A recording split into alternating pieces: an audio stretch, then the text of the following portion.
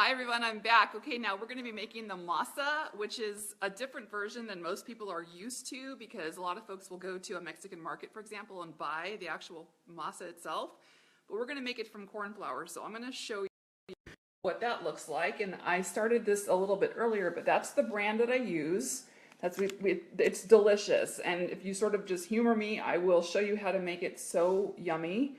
But here's the recipe if you want to screenshot this, the masa dough. I don't have quantities, but I'm going to show you how I do it. So you'll have the actual amount. You can write it down. So take a screenshot of that. There's your little screenshot.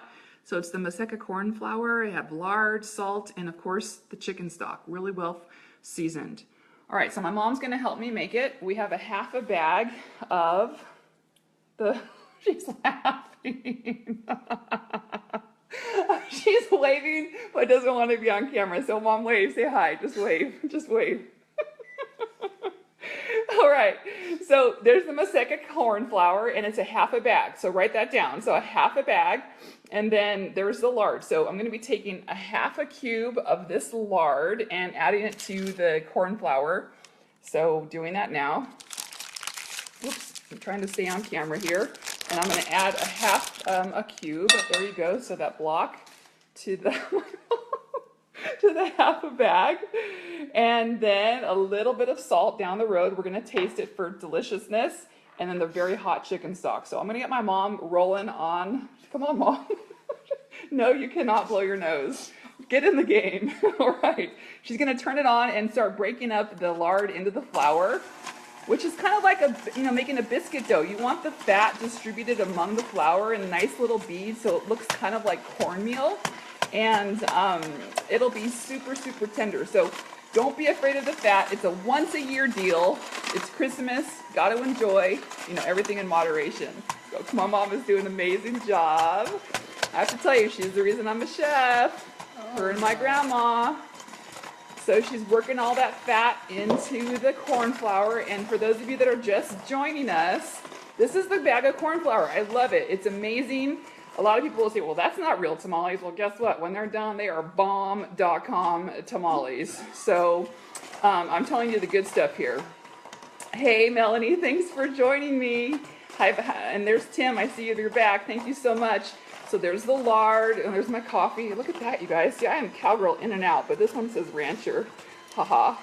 All right, mom's doing a great job. She's got all that fat broken up into the corn flour.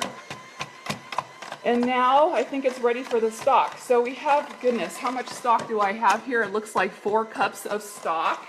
But I have to tell you, this is probably not going to be enough because this stuff sucks it up so quick. And she's really going to have to power through and put some energy into mixing because it soaks it up.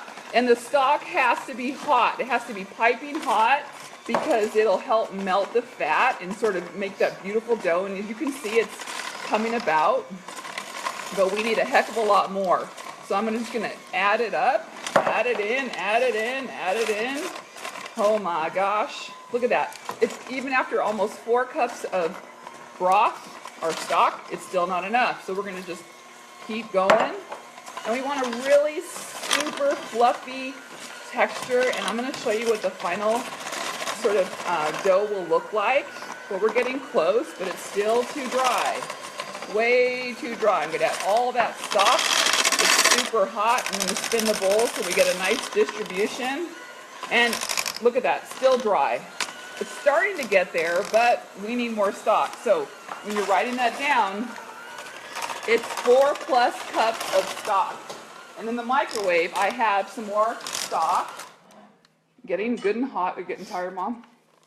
See, it's tough, huh? So we're going to add at least 2 more cups of stock. I just added 2 more cups of stock. Should I take over? I'm getting tired.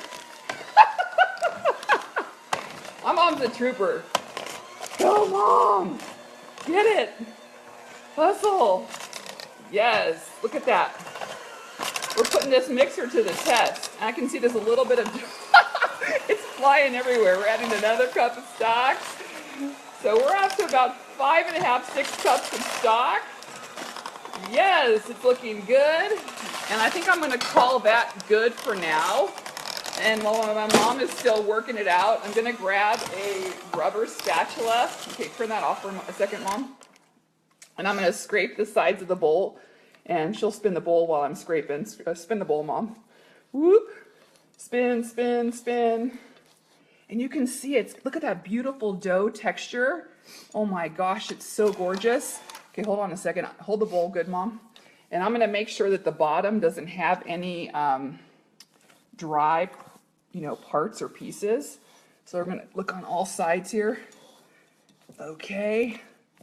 It looks good. Wow, we nailed it. So, okay, so Mom, taste it. Let's taste it.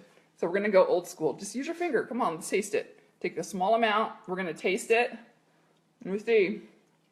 Is it flat? Any flavor? Seasoning? More salt. More salt. Okay, so we haven't put any salt in yet. So we're going to give it a final little seasoning because we do not want it flat. There's nothing worse than bland food. We're in the business of delicious. So I'm adding some kosher salt.